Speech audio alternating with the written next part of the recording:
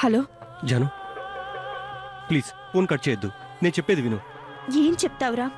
నువ్వు చెప్పేదేంటో నాకు తెలుసు. అది వినే ఉద్దేశం నాకు లేదు. జాను, జాను ప్లీజ్ నా మాట విను. దేవ్ కనిపించట్లేదు. ఏం చెప్తున్నావురా? అవును జాను, నువ్వు దక్కట్లేదన్న బాధలో మళ్ళీ ఆగాయిత్యం చేసుకోవడానికి దేవ్ ఏదో నిర్ణయం తీసుకున్నట్టున్నాడు. నాకు చాలా భయంగా ఉంది జాను. అదేంటిరా సడన్ గా మళ్ళీ ఈ నిర్ణయం ఏంటి? నీకు దూరంగా ఉంటానని మాటిచ్చాడు. ఆ దూరాన్ని భరించలేకపోయాడు. దేవ్ ఫోన్ స్విచ్ ఆఫ్ కూడా వస్తోంది. ఖచ్చితంగా చివరి క్షణంలోనైనా నీకు ఫోన్ చేస్తాడు. ఆ నమ్మకం నాకుంది. ఒకవేళ నీకు ఫోన్ చేస్తే వెంటనే కాన్ఫరెన్స్లో నాకు ఫోన్ కలుపు. దేవుని మాటల్లో పెట్టు. ఆల్రెడీ దేవుని నెంబర్ని ట్రేస్ చేయమని మా వాళ్ళతో చెప్పాను. ఎలాగైనా దేవుని కాపాడాలి. ప్లీజ్ జాను. సరే రామ్, దేవ్ ఫోన్ చేయగానే నీకు ఫోన్ చేస్తాను. Okay Janu, thank you.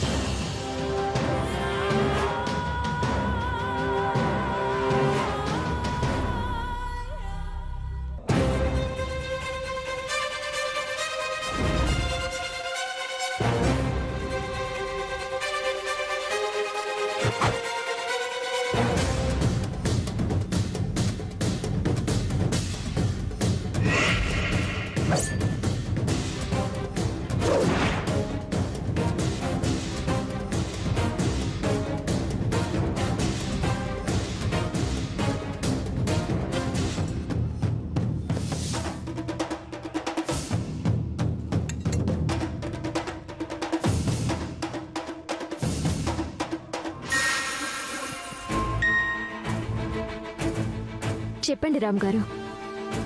నిత్య, దేవ్ నీ దగ్గర రావటం కానీ ఫోన్ చేయడం కానీ ఏమైనా చేశాడా? లేదు. ఏమైంది? ఒకసారి మీ అన్నయ్యకి ఏమైనా చేశాడో కనుక్కో. అసలు ఏం జరిగిందో చెప్పండి రామ్ గారు. ఎందుకంత కంగారు పడుతున్నారు? దేవ్ ఇంట్లో లేడు.